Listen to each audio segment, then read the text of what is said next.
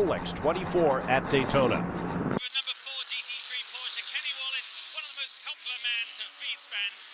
You are here for the first time in like 17 or 18 years. You probably forgot what it was like last time. You bring together the best of entertainment and competition. What's the Rolex about in that line of work? Well, first and foremost, I'm a serious race car driver. I'm humbled to have been offered this opportunity to drive for Kevin Buckler, TRG. This is also a fundraiser car.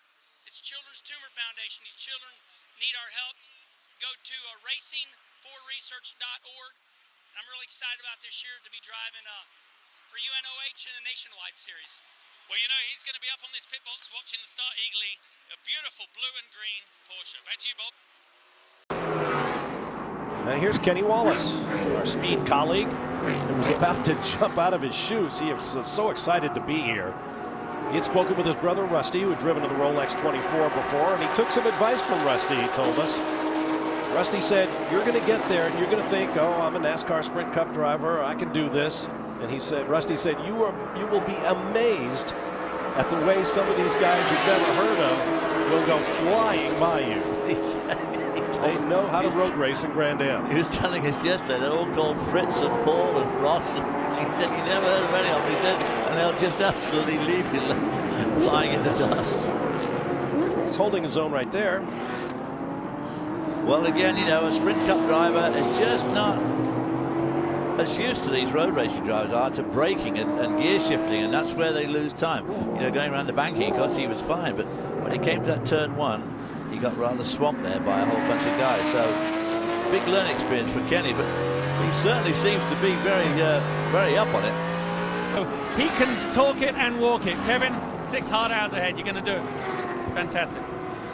And he is a great story. You're right, Justin. I mean, Kevin Buckler was one of the first Americans to win the Porsche Cup, which goes to Porsche's most successful worldwide non-factory driver.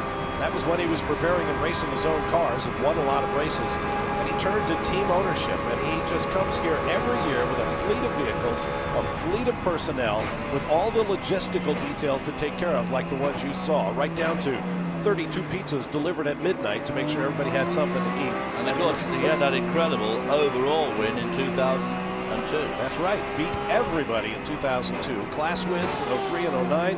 They also won their class at Le Mans in that time frame. I mean, just astonishing performance. And Justin was right. He actually gets in the car himself, does Kevin. If there's a problem, he needs to suss it out, try to figure out if the car is set up properly. Kevin can get in the car and go as fast as any of his hot shoes. It's really an amazing story. And we won't even start talking about the winery he runs out in California, his NASCAR efforts, and a whole lot more. We'll be back. And for GT, TRG will do it again. Kevin Buckler's men in control. Andy Lally and his co-drivers drive to victory lane. Well done, Andy.